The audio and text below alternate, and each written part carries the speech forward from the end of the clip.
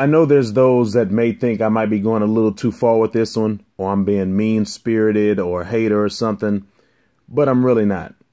So please let me explain this. Now, for those who may not know, because I wasn't familiar with her, this young female, Katelyn Ohashi, at one point in time when she was younger, probably under 14, she was supposed to be considered, I guess, the best gymnast in the world. But then she had a lot of debilitating injuries, I think shoulder injuries, vertebrae injuries. And like a lot of these athletes get, she got that potential diagnosis that she may never be able to do gymnastics again. Okay. And I guess she was able to recuperate and rehab. Maybe she didn't get back to the level where she was before with the potential of being on the national team, but she got back to where she was able to compete at a very high level nonetheless. And she had talked about how, she got into a dark moment where she started to, lose passion, lose excitement, use that youthful joy for the sport. And she maybe took a year off and eventually came back to it. Now, you never know with some of these young people and young athletes what pressures they may go through with their parents, with the community. She does come from if I'm not mistaken, a Japanese descent family, even if her parents are third generation, I believe. And there's a term that they use for that, but I can't remember all the different terms for the Japanese Americans. So that would make her fourth generation. So she, essentially is raised as an American. But still, some of them, and a lot of these other types of parents, these dance parents, these competition parents, they might put a lot of pressure on those kids. So maybe it has something to do with that. I don't know. But then she said that particularly when she got to U.C.L.A. and with her team and the program, that she was able to rediscover her passion and her love for the sport. And find something new and different and unique about it that would make it fun again and give it new life. Now, one of the things that she did mention in a particular interview was Michael Jackson, which I find that interesting because with what they've been doing with Michael Jackson over the years and even now after his death, I would think that referencing anything Michael Jackson in somewhat nearly of a positive light should be a no-no. But, that's one of the aspects that she talked about, that hip hop, dance, pop, urban music, Michael Jackson, those types of moves. Those are one of the things that made it fun for her again and made gymnastics new and where she could fall back in love with it. Now she's currently competing with the U.C.L.A. gymnastics team. Now, to me, it's been presented that U.C.L.A. women's gymnastics is supposed to be one of the most premier programs in the country. Okay, and they have the access and the ability to recruit the best in the nation. Now, she did a routine recently, a floor routine, that incorporated a lot of hip hop, urban dancing, street dancing, rap music, you name it. And she got a perfect 10. Now, I don't know if when it comes to these judges in these competitions, it could be ballroom dancing, it could be anything. Those judging systems and those ranking systems, especially if they don't get highly technical with it, can be very subjective. So while one judge will maybe give an 8 or another judge will maybe give a 10, you can never say that it's all completely objective. That type of judging could be subjective. But the fact that she got a perfect 10, now maybe they gave her sympathy points because she came back from such a debilitating injury and she was supposed to have been the best in the world at the time. I don't know. And she got the top 10 or the perfect score. And all of a sudden her floor routine and her other routines started to go viral. And she started to get all this attention of, oh, she's this new sensation. Now, this is a Japanese young woman, okay? but she's doing something that's rooted in hip hop, our culture. And she does all the tours and makes all the circuits and gets all the recognition. Now, for the past few years, there have been a number of sisters, women of some type of Afro descent with the U.C.L.A. women's gymnastics team that were also doing the same thing. And some of them got attention, but it didn't go nearly as viral as it did with Katelyn. I mean, she's gotten way more attention than anyone else, you know, and you have to forgive me because as a man, some of these things, I'm not going to pay attention to some of these things, but I'm starting to see and realize what these sisters are talking about as far as how some of these other women are getting attention, where in the past, sisters wouldn't have gotten any attention, or even today, sisters won't get the same type of attention, or they won't present it in a positive light. They might present it in a negative. And we have to shelter and control our culture. We cannot allow stuff like this to happen. Now, I don't want to be too hard on her. I mean, she's overcome a lot, and to be that young and to overcome adversity, and now she's getting all this attention again. I mean, she got attention when she was younger, but to get that attention once again, when you would think, oh, my career is over, my world has changed, I'm going to have this taken away from me. You know, the euphoria is maybe going to a head a little bit, you know. But, I mean, you do have to realize that even though they would want to try to lump this in, oh, it's American culture or it's youth America. No, it's our culture. Because if you were to take us out of the equation, what other young Americans in other groups of people would be doing this? You wouldn't have it. If it weren't for us, you wouldn't have this a part of American culture. You wouldn't have this as a part of youth culture. This is our culture, you know, and, you know, she did acknowledge, okay, you know, with the support of my coach and my teammates. But we need to place ourselves in a position where if there are going to be individuals that are not from our community, and if they do embrace us or something, or do something that we do, or use something that we do, there's got to be a protocol to it where you have to give the respect, you have to pay homage, you have to give the recognition. You know, now I get it. You know, she at this school, as well as the other sisters in this program, aren't necessarily in a position where they, you know, they're the coach, or they control the athletic program, or they control the team, or they control the university. But when we have all these other different groups of people that can get familiar with us, and they can learn how to do things, and they start to know too much, and they start to feel too comfortable, and then they start to mimic you like a chameleon, you know, I mean, it starts to become a little creepy at some point. It starts to become a little cringe, you know.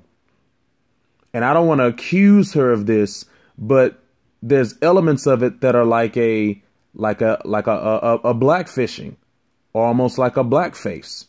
You know, I mean, you look at the way that she has worn her hair in the past, and you look at the way she wears her hair now. You know, it looks more ethnic, you know, and I'm not saying that there aren't Japanese women or Oriental women that can't have volume in their hair, or thicker or curlier hair, you know, because you have Sandra Oh talked about how her hair has always been thicker and wavy and different. But when you look at Katelyn and how she's worn her hair in her past, she hasn't been wearing it like this. OK. And when I saw her do that routine, because I got it as a feed in my social media, at first I thought she was a sister. I thought she was mixed, you know, and maybe light skin or something. So I said, okay, let me go check this out. Let me find out who she is. And I looked, I was like, oh, no, this is an Asian girl. So I said, okay, well, let me go see who her parents are. So I looked into her parents. Okay, no, they're Japanese. So this is a girl who is straight up Japanese, but she has enough of a look, especially if she puts makeup on a certain way or wears her hair a certain way. And if she has a certain, body type because of what she does. And with all those things combined, she could pass as a sister or, these quote unquote, the women of color,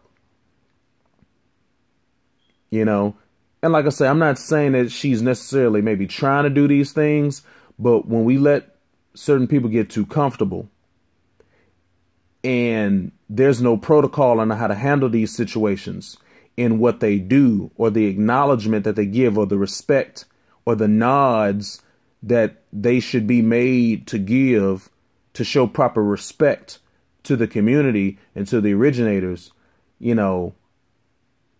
it's starting to get to be a bit much. We need to start making a stand, and speaking on her body type, she had talked about in interviews how people were body shaming her for the way that she would look, her hips, her legs, her thighs, her butt and stuff like that, and she had talked about how the people around her made her feel comfortable. So she started to embrace her figure. Now, she didn't go into detail on it, but something tells me it was sisters and maybe even some Spanish girls on that team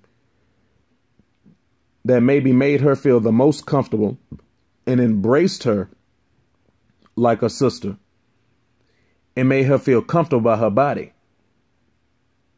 Because you know how these women get in general when they get around each other. Ooh, girl, now you got this and the hips. And, well, no, guys like that. Or, well, our men like it. So the way that some of these women can feel, especially in their communities or in their culture, if they're not used to their men positively responding to that type of a figure.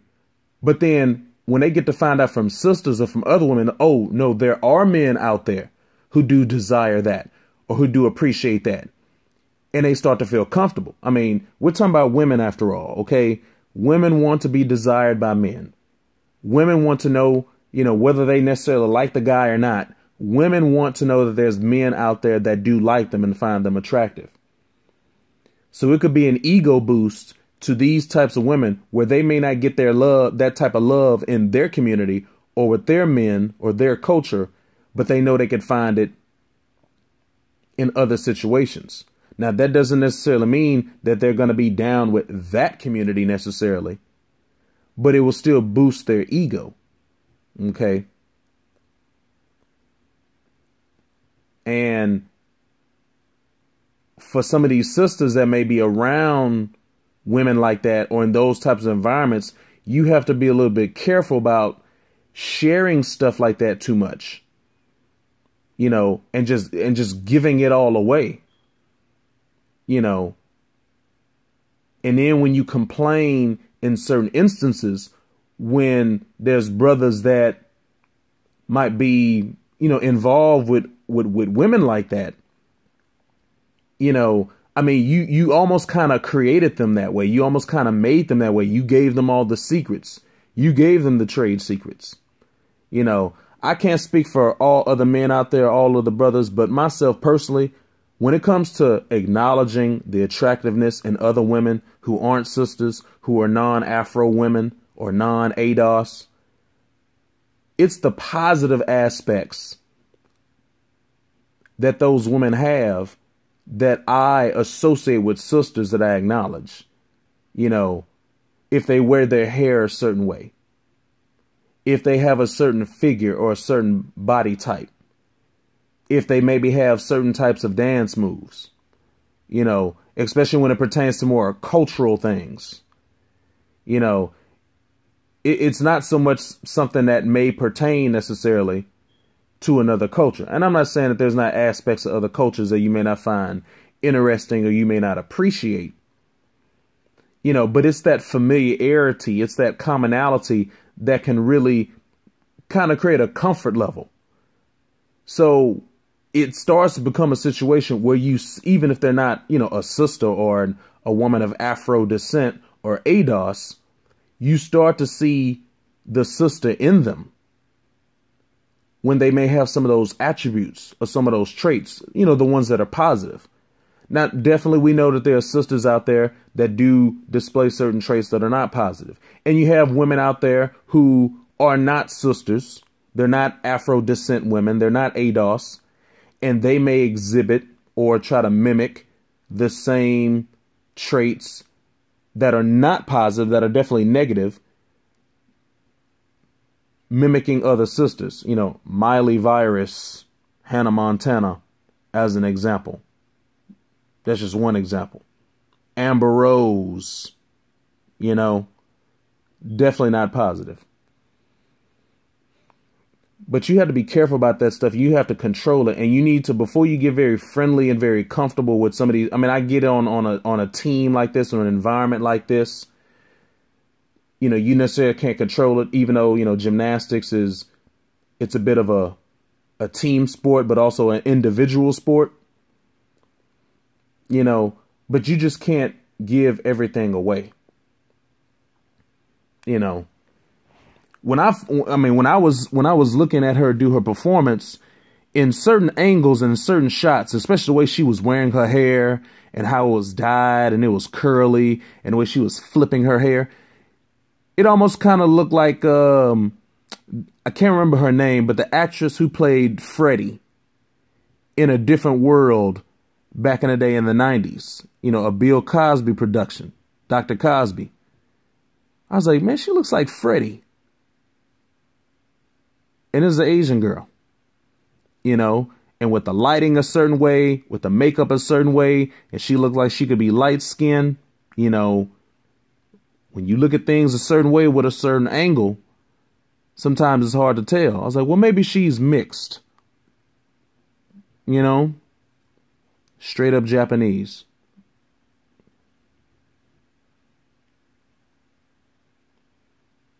So, I mean, we can't let them get that comfortable. We can't let them get too comfortable. Yeah, and the fact that she gets all of this attention, and I don't see these sisters out there getting the attention, you know, they're not going to give Afro women that platform like that. And even with this coach who's going to be retiring at UCLA, she was commenting about the routine. And in one hand, it was like she was praising it and exalting it and lifting it up. But on another light, it was kind of like she was throwing shade at the same time. You know, because she was wanting to defend, you know, her squad and her program and her athletes and everything that she's built. But then she made this comment about, and maybe the media took this a little out of context, you never know. But she made this comment about, she's like, well, you know, I think it's maybe a little bit more about being entertained than it is about, you know, the tradition or the purity of the sport. And I was like, I mean, do you want to win or not? You know, if it gets good scores, if it gets big reviews, if it changes the nature of the sport, I would be all for it. You know, as long as you're not just doing anything out there that's just raunchy and ratchet, you know. And personally, I haven't seen them do anything that's just pushing the barrier of gymnastics from a provocative standpoint. Are they incorporating more modern dancing? Yes. But it's not being ratchet or tasteless. It's just something that a lot of these other people aren't used to yet. And when you think about across the rest of the world, especially Japan, since this woman is of Japanese descent, you know, you're not going to see these Russian teams or these Eastern European teams or the Chinese team or the Japanese team. You're not going to see them have these things, you know. And even though hip hop and that type of youth culture gets a certain gravitas in those countries, you don't see it infiltrate these very rigid, strict conservative structures like when they do things like gymnastics and when they represent that to the rest of the world and when they compete. You'll get that in the U.S. to a certain extent, but you won't get that over there.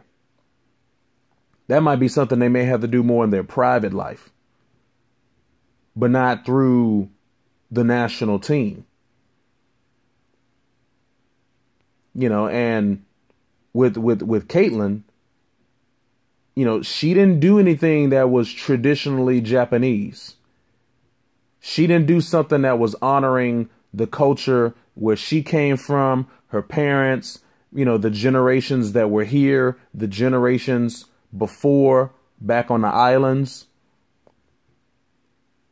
She took something from our culture. And I guarantee you, if she would have done a routine that was a nod or an homage to something that was very classical or traditional Japanese dance or Japanese art, I'm sure it wouldn't have gotten the same attention. I'm sure she wouldn't have gotten the same score. You know, she didn't rediscover her love for the sport by embracing her Japanese roots. She discovered it by embracing our culture. You know, but we need to set something up that if something like that is going to happen, number one, we can control it. And that when someone goes out there and they do something that is from us and they get the shine or they get some kind of credit for it, they have to give back. They have to give the acknowledgement. They have to say, well, you know, I got this from my teammates. This is from Afro youth culture, or this is, you know, everything. If it weren't for hip hop, or if it wasn't for my sisters on the team that are of Afro descent. You know, they even showed the coach and some of the, you know, like the white girls, the Creoles and the non-Afro women, you know, trying to do some things. I mean, they weren't quite able to get down like that. They weren't seeming to want to go in that direction. They were keeping it more traditional. You know, and when you look at the United States female gymnastics right now, you know, I don't know if you're going to have women who are going to represent that, who are supposed to come from our community. You know, Dominique Dawes back in the day, you know, she might have been the one to been able to represent if the situation was different, if the times were different.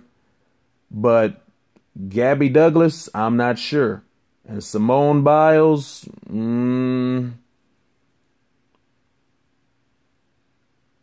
mean, I don't know. I mean, I'm familiar with the area where she grew up from. Now, she's adopted. Now, even though she was adopted by an Afro-American couple, still, you know, let me just say, she's someone who I would be questionable of, you know. And once again, I'm not trying to hate on these women, but you got to peep these things out. You know, and because of who they are, they get to get some of the aspects from our community, but then they go out and they share it with other people and they don't guard it. They don't protect it. They don't keep a protocol in place. And because of stuff like this, you know, people who spill the beans too much and people who allow people to get too close, or they run their mouth too much, or they show too much, they give up too much, you know, and then they let stuff like this happen, you know, and I don't want to just accuse Ohashi of being a culture vulture or cultural appropriation or co-opting, but it has that taste of it, you know. You can't help just to kind of tighten up, just be able to be like, you know.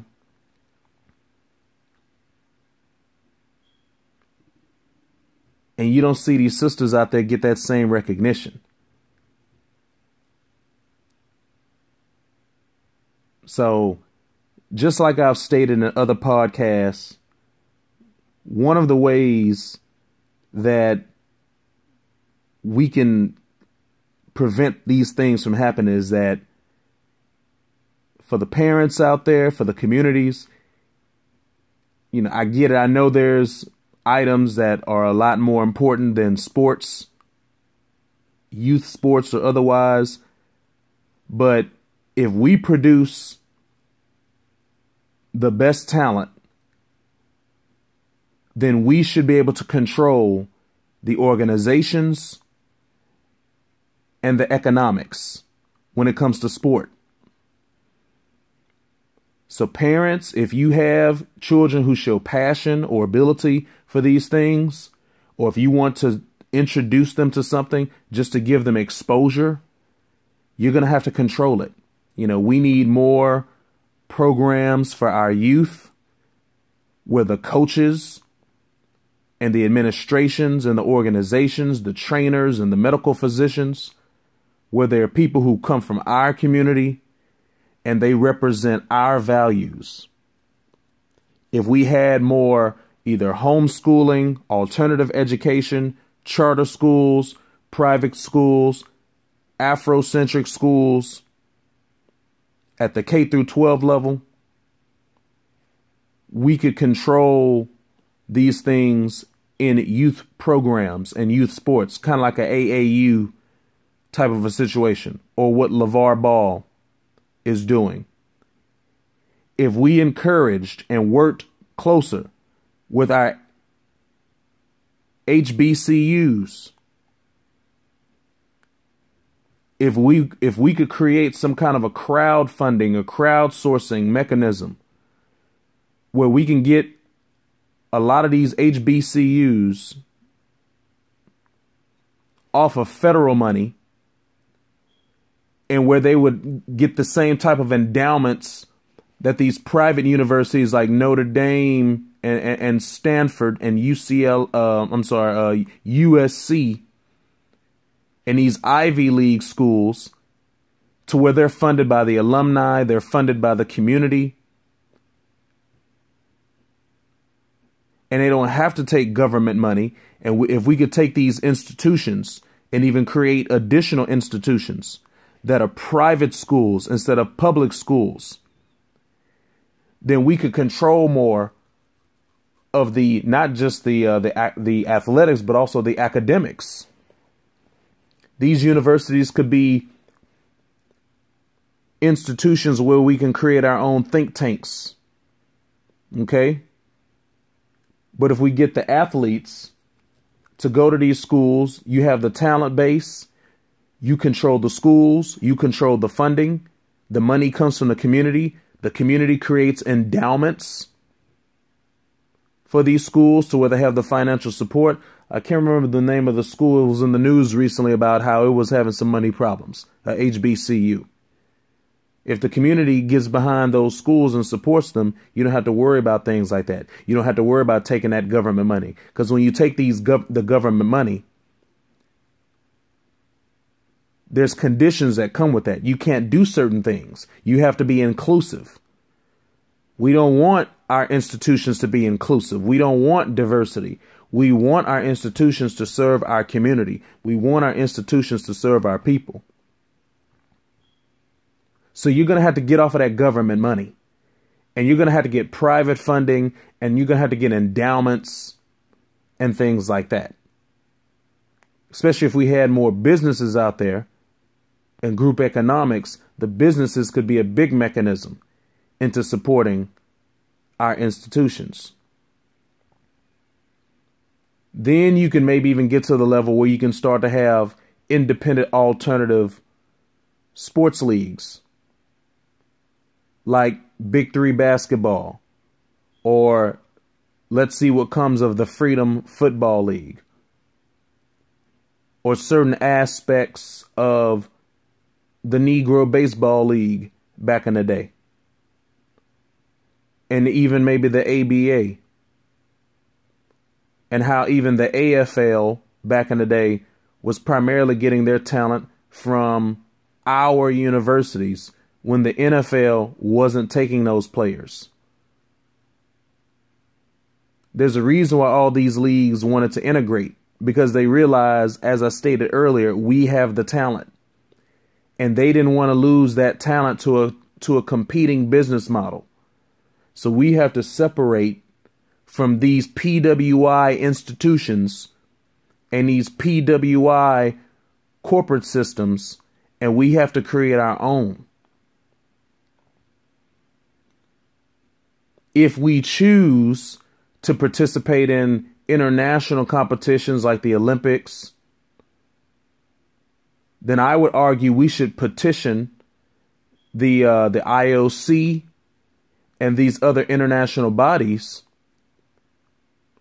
to where we would have our own, basically, delegation. We will be recognized as almost like a separate country.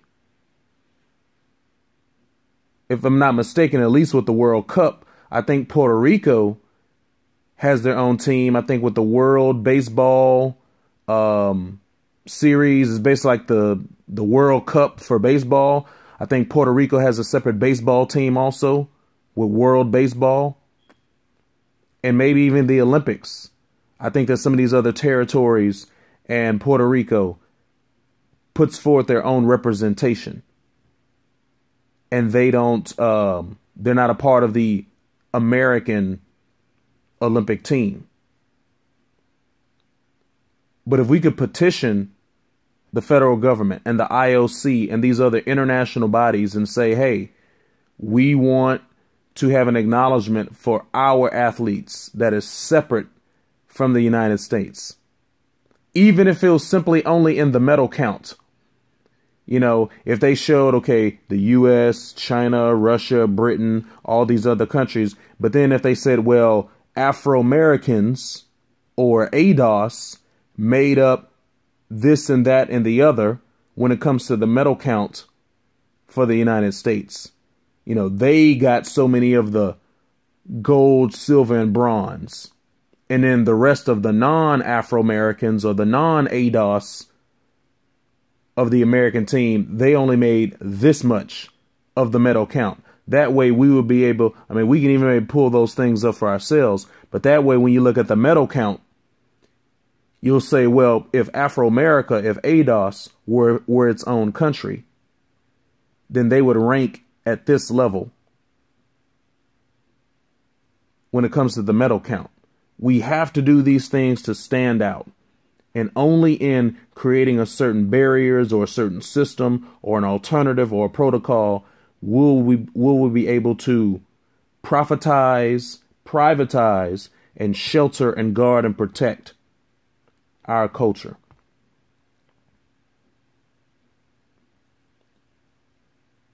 You know,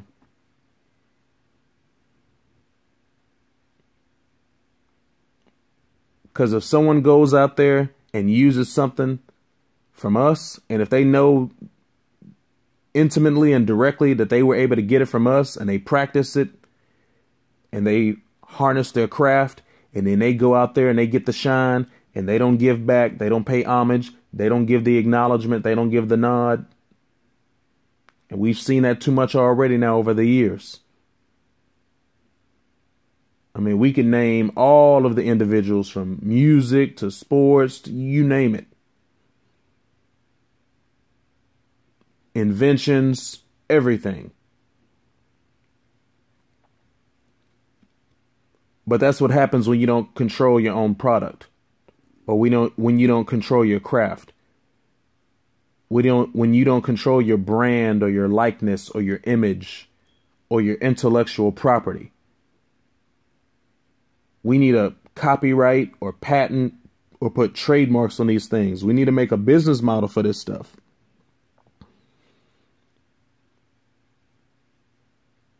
Then that's when we're going to get the respect, you know.